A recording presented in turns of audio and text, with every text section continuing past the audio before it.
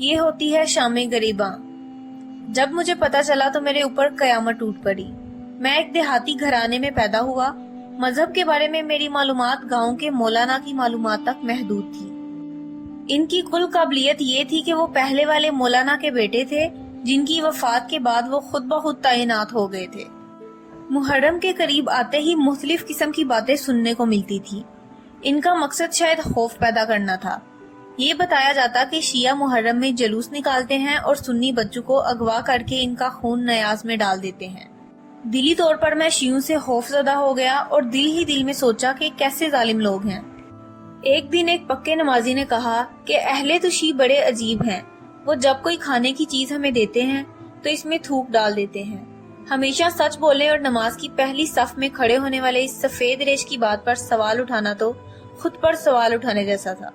اس سے میری نفرت کئی 100 گنا بڑھ گئی۔ ہائی اسکول میں داخل ہوا تو میرے ایک دوست نے محرم کے قریب آتے ہی انتہائی رازداری سے مجھ سے پوچھا، تمہیں پتا ہے کہ شام غریباں کیا ہوتی ہے؟ مجھے سیرے سے کچھ معلوم نہ تھا۔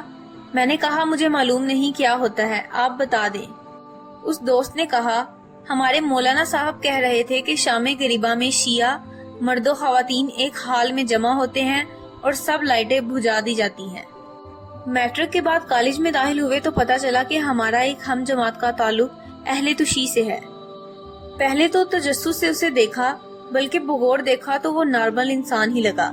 کچھ عرصے بعد ہم 3 دوست بیٹھے تھے کہ وہ لڑکا بھی ہمارے پاس آ کر بیٹھ گیا۔ میں نے موقع غنیمت جانا اور سارے حملے ایک ہی بار شروع کر دیے۔ تم نے حسین کو مارا، تم نیاز میں خون ملاتے ہو، تم جب ہمیں کھانے کی چیزیں دیتے ہو تو اس میں تھوک دیتے ہو۔ میں سب کچھ بول چکا تھا تو اس کا چہرہ سرخ ہو چکا تھا، مگر اس نے فقط اتنا کہا کہ یہ ساری باتیں غلط ہیں اور اٹھ کر چلا گیا۔ میرے دوست نے مجھے کہا کہ تم نے زیادتی کی ہے، اس نے کوئی مذہبی بات نہیں کی تھی۔ جب میں نے سوچا تو مجھے احساس ہوا کہ میں نے تو اس کے پورے خاندان پر تہمت لگائی ہے، اور وہ بیچارہ خاموشی سے چلا گیا۔ وقت گزرتا گیا، اس سے واجبی سا تعلق بن گیا۔ محرم کے ایام شروع ہوئے تو ایک دن اس نے مجھ سے کہا، کیا آپ حقیقت معلوم کرنا چاہتے ہیں کہ شام غریباں میں کیا ہوتا ہے؟ تحقیق کے لیے آ جاؤ، اگر تمہاری بات سچی ہوئی تو میں بھی واپس پلٹ جاؤں گا۔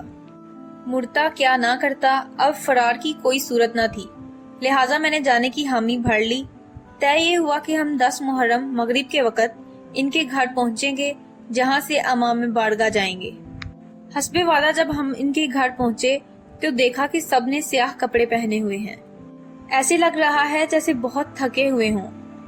انہوں نے بتایا کہ 10 دنوں سے مجالس چل رہی ہے، 7 جلوس بھی تھے۔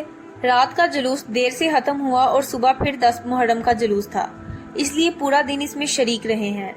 میں نے غور سے دیکھا تو میرے دوست کے والد کی آنکھیں سرخ اور سوجی ہوئی تھی۔ میرا دوست کھانا لے کر آیا اور بتایا کہ 10 محرم کی وجہ سے کھانا نہیں پکا، یہ نیاز ہے، اسی پر گزارا کریں۔ میں نے جیسے ہی نیاز کا نام سنا، میرے ذہن میں سب منفی باتیں آ گئیں۔ میرے لیے بہت مشکل تھا کہ میں ایک ایسا کھانا کھاؤں، لیکن اس جملے نے میری مشکل آسان کر دی کہ یہ لنگر پڑوس کی اہل سنت فیملی نے بھیجا ہے۔ پھر بھی بڑی مشکل سے ایک روٹی ہی کھا سکا، لیکن اس دوست کے والد کے مہذب رویے اور دیگر افراد خانہ کے حسن سلوک نے مجھے تھوڑا سا شک میں ڈال دیا۔ غرض رات 9 بجے کے قریب ہمیں کہا گیا کہ امام بارگاہ چلتے ہیں، شام غریباں وہی ہوگی۔ اب میرے ذہن میں وہ ساری باتیں ایک ایک کر کے آنے لگی جو شام غریباں کے حوالے سے مسجد کے مولوی سے لے کر عام دوست سے سنی ہوئی تھی۔ سوچ رہا تھا کہ میں یہاں کیوں آیا۔ انہی سوچوں میں گم ہم امام بارگاہ کی گلی میں پہنچ گئے۔ وہاں بچے، بوڑھے، جوان اور خواتین سیاہ کپڑوں میں ملبوس امام بارگاہ میں داخل ہو رہی تھی۔ ہم مرکزی دروازے سے داخل ہوئے، جبکہ خواتین الگ دروازے سے امام بارگاہ میں داخل ہوئی اور دوسری منزل پر پہنچ گئی۔ دوسری منزل کچھ اس طرح سے تھی کہ وہاں لوہے کی باریک جالی لگی تھی۔ میں نے دیکھا کہ وہاں موجود ہر شخص کے چہرے پر اداسی ہے، ہر شخص ہی ایسا لگتا ہے جیسے بہت تھکا ہوا ہو۔ انہی خیالات میں گم تھا کہ امام بارگاہ کی لائٹس آف کی جانے لگی۔ اب صورتحال یہ تھی کہ امام بارگاہ کے بڑے ہال میں صرف ایک لائٹ سٹیج کے اوپر جل رہی تھی۔ اسی دوران ایک ذاکر نمودار ہوئے جن کے کپڑے سیاہ تھے، ہلکی ہلکی داڑھی تھی، گریبان کھلے تھے اور کفیں چڑھا رکھی تھی۔ انہوں نے مائک پر آتے ہی بلند آواز سے پڑھا، انا للہ و انا الیہ راجعون۔ یہ پڑھنا تھا کہ حال میں کہرام میں مچ گیا، گویا یہ لوگ پہلے سے تیار بیٹھے تھے۔ انہوں نے اس جملے کو 3 بار دہرایا، ہر بار کے ساتھ گڑیا کی آواز بلند ہو جاتی۔ میں اس صورتحال کے لیے بالکل تیار نہ تھا۔ میں حیرت سے دیکھنے لگا کہ ابھی تک ذاکر نے کچھ نہیں کہا اور یہ اس قدر رو رہے ہیں، مگر پھر خود کو کوسنے لگا کہ عجیب ہوں، جوان اور بزرگ تو اپنی جگہ، بچوں کے آنسو ان کے گال گیلے کر رہے ہیں۔ اب ذاکر نے بولنا شروع کیا، لوگو، تمہارے نبی کا نواسہ شہید کر دیا گیا ہے۔ نبی زادیاں اب دشمن کے نرغے میں ہیں، انہیں قید کیا جا چکا ہے۔ ہر جملہ میرے دل میں خنجر کی طرف پیوست ہو رہا تھا اور شور و گریا مجھے کھینچ رہا تھا۔ اب خواتین کے رونے کی آوازیں بھی نیچے تک آنے لگی تھی۔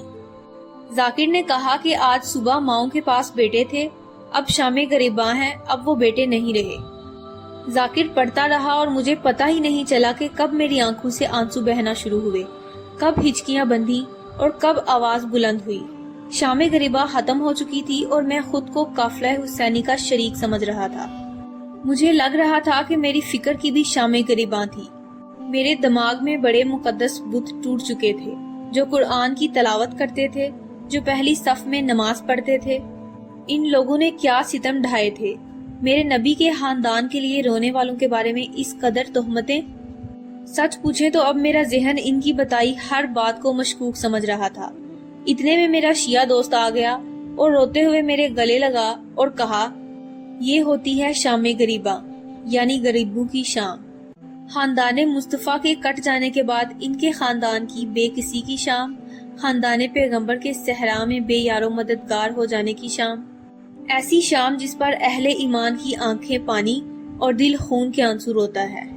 یہی شام ہے جس میں روایت ام سلمہ کے مطابق خاتم الانبیاء روتے تھے۔ رونے کی شام، آہو بکا کی شام، اور یہی شام غریباں ہے۔ میں نے اپنے دوست سے ہاتھ جوڑ کر معافی مانگی۔ اس نے کہا، میں تم سے ناراض ہوا ہی نہیں تھا، کیونکہ ہمیں معلوم ہے یزیدیت موجود ہے۔ میں حیران ہوتا ہوں کہ اس دور میں بھی اتنا غلط پروپیگنڈا اتنا کامیاب ہو سکتا ہے۔